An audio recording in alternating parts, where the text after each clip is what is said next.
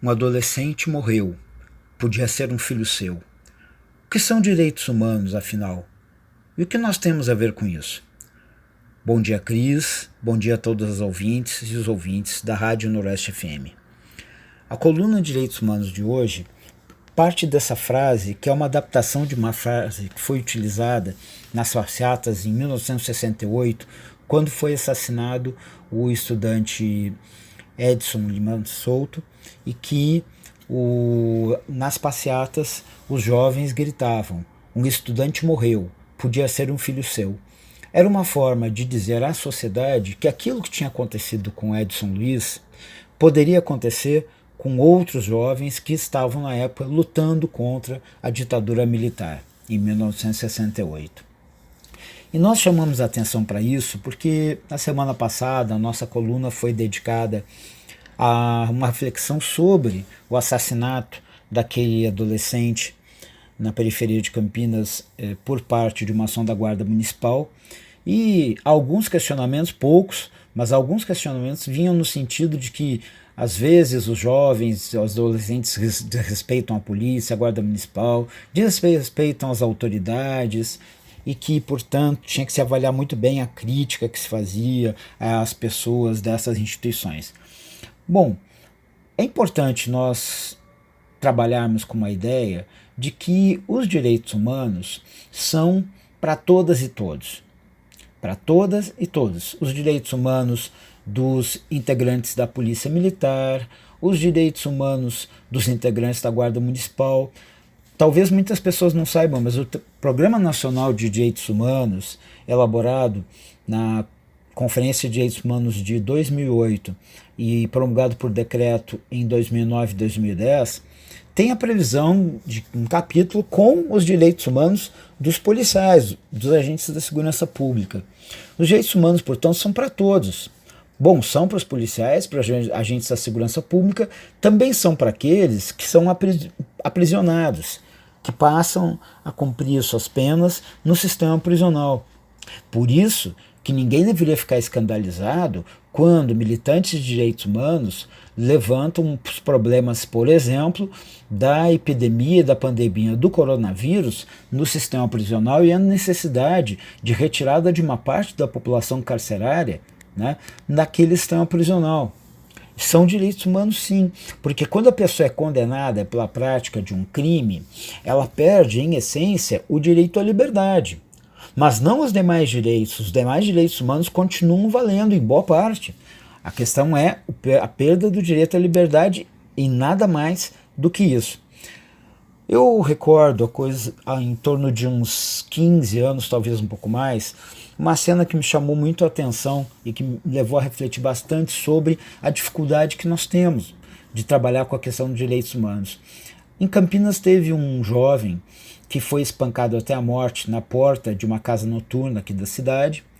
Isso é um caso que teve muito impacto na mídia, na sociedade.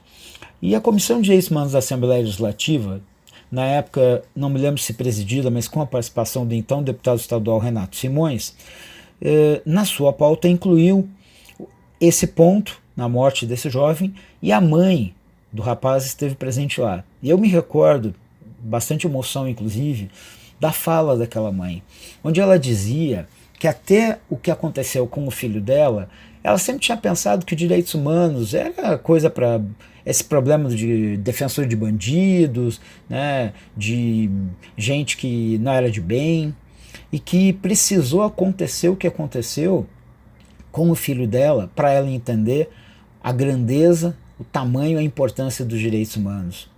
Ela perceber que se houvesse um respeito aos direitos humanos, o filho dela não teria sido vítima daquela violência praticada pelo segurança da casa noturna. Muitas vezes, quando nós vemos discussões de direitos humanos, algumas pessoas perguntam: está reivindicando os direitos humanos das pessoas, mas ela não fez nada? É sempre aquela ideia, será que não está devendo nada? Ora, mesmo que uma pessoa pratique um crime, a maneira de ser tratada essa questão não é, por exemplo, simplesmente dando tiros, não é simplesmente atirando. O caso que foi relatado, a narrativa que nós conhecemos e que foi relatado pela imprensa naquela situação no final de semana que resultou no assassinato do adolescente Jordi, é um caso muito emblemático, porque o relato é que eles estavam empinando motos. Isso foi o relato da própria Guarda Municipal. Ora, empinar motos, ainda que seja uma infração de trânsito, há alguma razoabilidade que se resulte disso a morte por um tiro de um adolescente? Me parece que não. Eu fico às vezes impressionado que as pessoas levantem esse tipo de questão. O que ele estava fazendo? Aí quando se fala o que ele estava fazendo, ainda tenta argumentar. Mas esses jovens hoje desrespeitam muito. Não, não é possível. E essa é uma questão importante, porque hoje existe, por exemplo, nós temos programas de rádio e TV que se especializaram em fazer um discurso, que é um discurso a partir da narrativa de casos, né? Às vezes nem sempre uma narrativa real, com muito exagero nas cores e nas tintas da violência praticada, e que tentam, em função disso, dizer que as pessoas que praticaram o crime são monstros, que não devem ter direito a nada, e muitas vezes tem situações de humilhação daquela pessoa que é acusada, aí se vê um locutor do lado e a pessoa tentando baixar a cabeça e ele gritando, esse é o bandido, esse é o bandido. Que tipo de cultura se constrói com esse tipo de discurso? E mais ainda, o que a sociedade ganha? O que nós, população, ganhamos com esse tipo de discurso?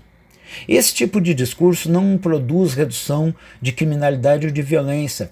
Pelo contrário, eles entram na roda, no moinho da produção de mais violência, de mais concepção de violência. Então é preciso quebrar esse discurso, é preciso cessar esse discurso que faz apologia da violência, que lamentavelmente durante muito tempo tem sido um discurso do próprio presidente da República, Jair Bolsonaro. Lamentavelmente, isso é uma questão importante, depois do fim da ditadura militar, é a primeira vez que nós temos na presidência da República um presidente que faz falas abertamente contrárias aos direitos humanos, o que dificulta muito o nosso trabalho, que complica demais a nossa vida. Mas é preciso entender, os direitos humanos são de todas e de todos.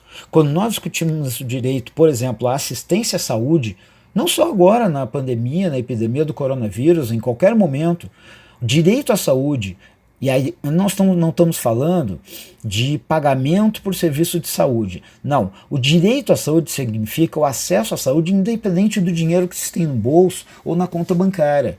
É direito, não é privilégio, porque quando o acesso a algum serviço ou bem depende do dinheiro que se tem no bolso, nós saímos do mundo dos direitos humanos, vamos para o mundo dos privilégios.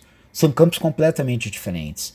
Então o direito à saúde, direito à educação, uma série de direitos que são elencados. Nós temos a Declaração Universal de Direitos Humanos, que é um documento fundamental, e temos aqui no Brasil um texto que é fundamental, que é o terceiro Programa Nacional de Direitos Humanos, através de 2 decretos de 2009 e 2010, que está em vigor e que estabelece quais são as diretrizes, as ações e as metas nos direitos humanos no Brasil. Portanto, os direitos humanos são de todos e de todos, nós todos temos a ver com isso, e ele depende de um compromisso nosso, militante cotidiano. Todo dia, toda hora, nós temos que ir lá lutando e defendendo os direitos humanos. Portanto, eu gostaria aqui de deixar e finalizar a coluna com essa reflexão. Aquele adolescente morreu e podia ser um filho seu. O que nós podemos e devemos fazer para, através dos direitos humanos, fazer cessar essa cultura da violência, a cultura que produz, inclusive, a morte? Nós temos que pensar nisso, porque, independente da pandemia e da epidemia, que agrava uma série de problemas, a sociedade brasileira, esse país chamado Brasil, desde a chegada dos portugueses, dos europeus, dos conquistadores, que não descobriram nada porque já tinham pessoas vivendo aqui, é uma sociedade estruturada na violência, no genocídio indígena, na escravização de povos negros sequestrados da África. É compreender que a nossa construção histórica com o país a partir da chegada dos europeus é uma construção de violência, e que nós vamos mudar essa lógica, quebrar essa lógica da violência. E para isso os direitos humanos são um instrumento fundamental.